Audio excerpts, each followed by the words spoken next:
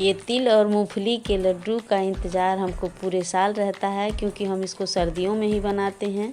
अपने शरीर को गर्माइश रखने के लिए ये बहुत फ़ायदेमंद है और कैल्शियम और प्रोटीन से भरपूर स्वादिष्ट तिल के लड्डू, इसके बगैर तो सर्दियां हमारी गुजर नहीं सकती हैं। वेलकम टू माय चैनल नई सुबह किचन में आपका स्वागत है। आज नई सुबह किचन में ये तिल के लड्डू बनेंगे। ये माघ महीने में बहुत ज़रूरी होता है, पूरे माघ भर इसको खाया जाता है और इसको दान किया जाता है। इसको दान करने का मतलब है कि ये सोना जैसे होता है और सोना दान करना बहुत बड़ी बात है। पूरे माघ भर हम तिल का सेवन करते हैं और इसके बहुत सारे बहाने हैं खाने के, लेकिन तो ये स्वादिष्ट भी है और हमारी शरीर की कई सारी कमियों को पूरा करता है। तो ये बहुत ज़रूरी है कि हम पूरी सर्दियाँ इसकी सेवन करें। तो इसकी तैयारी शुरू होती है तिल को धोने से। पहले इसको धोया जाता है, हाथों से मसल के कुछ छिलके इसके उतार दिए जाते हैं और अच्छे से धूप में सुखाया जाता है। फिर इसको धीमी आंच पे कढ़ाई में इस तरह से देखिए भुना जाता है। 5-7 मिनट इसको भुनने में लगता है और लगभग 1 पाव से 1.5 पाव ही रहना चाहिए कढ़ाई में, बहुत ज़्यादा नहीं रहना चाहिए, नहीं तो अच्छे से नहीं भुनेगा। और धीमी आंच होनी चाहिए और इस तरह से इसको चेक करते रहें बीच में। ये भुनने के बाद थोड़ी सी गुलाबी रंग की हो जाती है और तिल का साइज़ जो है गोल गोल हो जाता है, मोटा मोटा, और खुशबू आने लगता है। इन सब चीज़ों को हमको तिल को भूनते समय थोड़ा सा ध्यान देना पड़ता है, तभी ये अच्छे से तैयार होगा। और इसके खुशबू से तो पूछिए मत। तो इस तरह से देखिए इसको हम पलटते रहेंगे, 1 मिनट के लिए भी छोड़ेंगे नहीं। अगर ये तिल जल गया तो पूरा लड्डू हमारा कड़वा हो जाएगा। तो ये छोटी छोटी बातें जो है इस तिल के लड्डू के साथ हमको ध्यान रखना पड़ता है। तो ये हमारा देखिए एक बार का तो भुन गया है।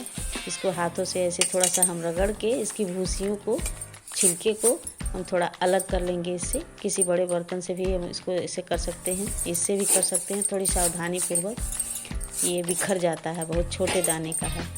और इस तरह से देखिए जो आगे छिलका आ गया है इसको हम निकाल देंगे, तो ये और भी स्वादिष्ट हो जाएगा। और जितना हमारा तिल है उतना ही गुड़ होना चाहिए। अगर हमारा तिल 1 किलो है तो गुड़ भी उतना ही होना चाहिए। तो ये हमारा तिल है और मूंगफली भी हमने भून के रखा है, उसके छिलके उतार के। तो दोनों मिला के 3 पाव के लगभग है। और देखिए 3 पाव के लगभग हमारा गुड़ है।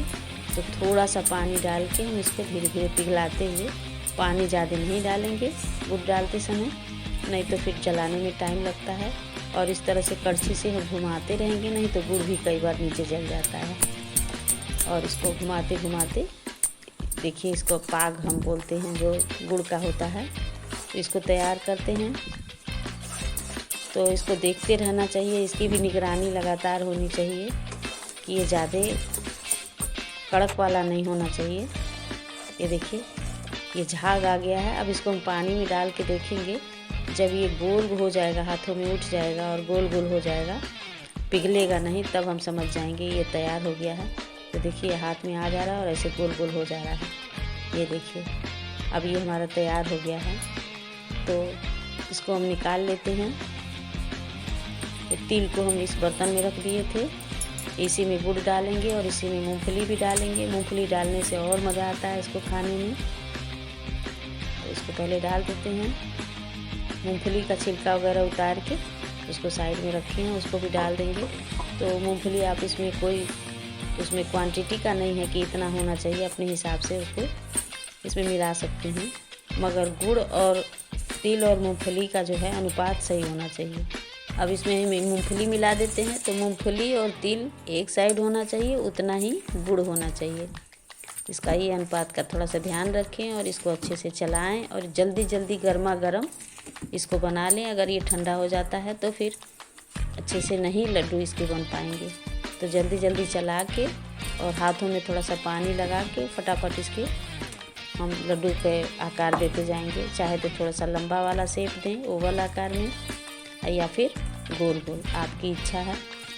तो इस तरह से देखिए ये हमारा अच्छे से मिल गया है सारी चीज़ें, गुड़, मूंगफली और तिल। इनको थोड़ा सा हम निकाल के इसको लड्डू बनाना शुरू करते हैं। और मेरा वीडियो पसंद आए तो प्लीज़ एक लाइक करिएगा, शेयर करिएगा इसको, ताकि सभी लोग को आसानी हो ऐसे बनाने में। कुछ लोगों को इसके पाग बनाने का डर रहता है, सही ढंग से नहीं होता है, तो सबके साथ शेयर करिए, सभी लोग अच्छे से बनाएं और खाएं। तो इसको देखिए, हम इस तरह से हाथ में घुमाते हुए, और हाथ में हम थोड़ा सा पानी लगा देंगे, नहीं तो ये चिपकता है। तो जब लगे कि चिपक रहा है हाथों में, तो हम थोड़ा सा पानी लगा दें, और इसके छोटे बड़े आपको जैसे पसंद हो इस तरह से आप इसको आकार देते जाइए। थोड़ी देर में ये ठंडा भी हो जाएगा और सख्त हो जाएगा, फिर नहीं ये बिखरेगा। तो थोड़ा जल रहा है तो बीच में पानी लगा देने से हाथ में थोड़ा जलन भी कम होगा, और ये इसकी शेप जो है अच्छे से आते रहेगी। तो गरमा गरम ही इसको बनाना रहता है, चक्कर ये है। ठंडा हो गया तो फिर ये बनेगा नहीं। तो थोड़ा सा संभालते हुए और इस तरह से इसको घुमा घुमा के हम अच्छे से इसको शेप देते जाएंगे। और ये देखिए फटाफट फटाफट बन रहा है। अब ये देखिए बिखर रहा है, ये हाथ में थोड़ा सा हमको पानी फिर से लगाना पड़ेगा। देखिए इसको निकाल के फिर से हम हाथ में पानी लगाते हैं, तब ये फिर से अच्छे शेप में तैयार हो जाएगा। तो कहने का मतलब है कि हाथों में थोड़ा सा पानी लगा लगा के ही हम इसको बना पाते हैं। ये देखिए अब ये तैयार होगा, फिर 2-4 बना लेंगे तो फिर एक बार हमको ये इसको हाथों को नम करना पड़ेगा, तब ये तैयार होगा। तो ये छोटी छोटी बातें हैं, इसको हम ध्यान रखेंगे तो बहुत अच्छा शेप हमारा तैयार होगा इन चीज़ों का। और स्वाद तो पूछिए मत, बहुत स्वादिष्ट ऐसे ही रहता है ये तिल। किसी के गजक बनाए जाते हैं, लेकिन घर के जो बने हुए रहते हैं उसका बात ही कुछ और है। तो ये हमारे सारे लड्डू तैयार हो गए हैं और हम इसका एंजॉय करते हैं। तो मिलते हैं आपसे अगले वीडियो में, तब तक के लिए अपना ख्याल रखिएगा। Thank you.